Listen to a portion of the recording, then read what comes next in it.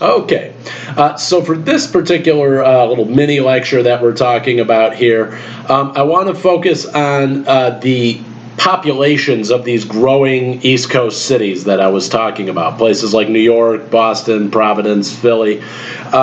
What you're tending to see is that the invention of the steam engine doesn't just start making America's rivers more easily navigable. It also is going to make transatlantic travel quite a bit cheaper and more accessible to the common person over in Europe. So when America's cities start to industrialize, a lot of Europe's population is going to start coming across the Atlantic because they can now afford to travel on these steamboats, and the journey's quite a bit quicker too, so it's not as hard to get across the Atlantic. But they're going to start pouring into the East Coast cities. By the end of the 1800s, millions upon millions, somewhere in the range of 20 to 25 million European migrants, simply just from Ireland and Germany alone, have poured over into the United States cities.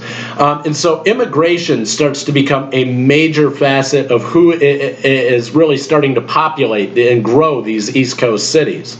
And so the Irish are really probably the most prominent group that you're seeing coming over during this time period. And then right behind them, you have the Germans. Now, everybody from Europe is moving for a different reason. The Irish are a pretty good example of what's happening in Europe that's causing this kind of migration. So Ireland is a colony of England. It's not an independent nation at this point. And because of that, they are being forced by the British Empire to grow potatoes. Potatoes aren't particularly nutritious, but they are very filling. And so it's a food that's commonly used to feed a very rapidly growing British Empire.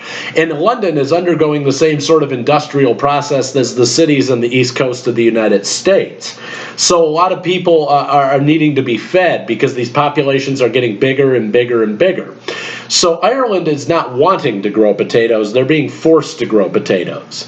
In 1845, a potato famine is going to occur. A blight will come across and destroy the crop in Ireland, the potato crop, and they can't just go, well, we can't grow potatoes anymore, let's plant something else, cabbage or some other food product. They're still being forced by the British to grow potatoes. So people are starving and dying by the millions in Ireland. Because this transatlantic travel has become cheaper, they would save up whatever they could and bring pretty much just the clothes on their back, and they would pile into these boats and start looking for new economic opportunities working in factories in America's East Coast cities. And so this is really what's going to rapidly drive up the populations of these East Coast cities. The Germans are moving for a slightly different reason, and their settlement patterns change here in America based on that. The Germans are farmers as well, but they're not being forced into farming. Most of the people who are coming to the U.S. are coming from southern Germany. It's an area called Bavaria. They want to be farmers, but a northern-run government in this region is telling them that they can't really spread out and take access to more arable lands. They don't like this, so they're going to get on boats and move over, generally with a little bit more than the Irish had when they were coming over. But when they move here, they don't want to stay in those East Coast cities. They're looking to get out of those cities as quickly as possible. So you start to see large populations of German people moving into the Midwest and then also down here into the American South because it provides the more rural lifestyle they desire. The Irish are being forced to farm. They don't really want to live on farms anymore, so they tend to stick in those East Coast cities. That's why you see high populations of Irish people in Boston and in New York. So ultimately, they're going to start to cluster into these cities, and that's what gives rise to this idea of the melting pot in American history. But that's a bit of a misnomer. People are not really melding together and living in harmony. Generally speaking, what you're seeing is that the different ethnic groups that are traveling over from Europe, freed African Americans who are moving into the cities of the Northeast, other rural people or people from other parts of America, white people who are moving into those cities, they're not really blending together, like melting together. They're generally staying apart in their own little neighborhoods. And this is what actually gives rise to a very common term in the English language that we hear used all the time, ghetto. This is actually applied to the Lower East Side of Manhattan in New York City. It's actually taken from way back in the 1400s when the large Jewish populations of Italy used to live around the foundry, or in Italian, the ghetto. That's what the il ghetto means, foundry in Italian. So when a large number of Jewish migrants moved over from Central and Eastern Europe, trying to flee anti-Semitism in the 1800s, they started clustering on the Lower East Side of Manhattan. And that's the area that they would start in American history referring to as the ghetto. But then you also had the Five Points neighborhood, and Hell's Kitchen was largely Irish. You would walk down one street and it would be freed African American people living in the city. You would go down to the next street and you'd hear people speaking German or Yiddish. You go to another street, they'd be speaking Irish English, with the accent of the Irish, or they'd be speaking Gaelic.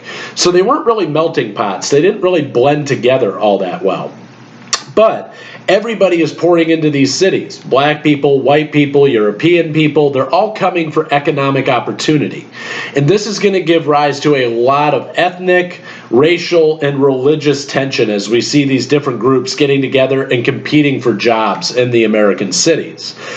Generally, what you see happening here is the Irish and the African Americans a lot of times are fighting for the same economic opportunities, for the same jobs. And the factory owners tend to pit them against one another. They'll say, well, the African Americans are going to work for $1.50 a day, and you Irish want $2, so we're not employing you anymore. This creates a lot of tension between Irish people and African American people when they're out in the streets. Another major issue we're going to see with this process of immigration is that hundreds of thousands of Catholics are now moving into what is at that time considered to be Protestant America. And this is not taken very easily by the American people. By native-born American people, they don't want more Catholics in their country.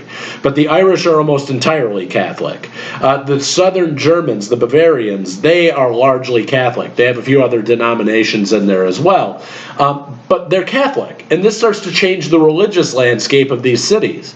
And when you couple that with the growing problems like crime, poverty, homelessness, prostitution, the nativist or native-born American people start to blame these problems solely on immigration. And so in addition to racial riots, ethnic tensions, there's religious tension here as well. They're going to start to see Catholics and these Catholic migrants, and migrants in general, as being a major blight on American society, a huge problem.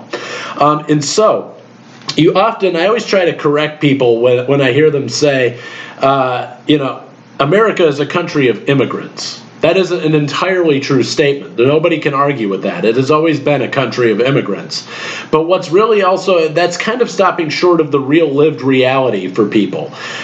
In the 19th century, these immigrants who are coming over and flooding into the East Coast cities are not met with open arms. They're met with extreme discrimination, extreme prejudice.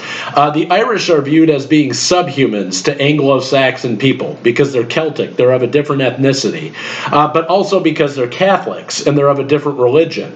And so this is starting to create a lot of tension. So as long and as old as our tradition of immigration is here in America, you also have an equally long tradition of prejudice and discrimination against migrants who are coming in great numbers. And it's important to keep that in mind, that we see the target of this prejudice changes depending on which group is coming in. As we get a little further into history, you're going to into the 19th century, you see large numbers of Chinese people starting to come in and Asians coming into the West Coast.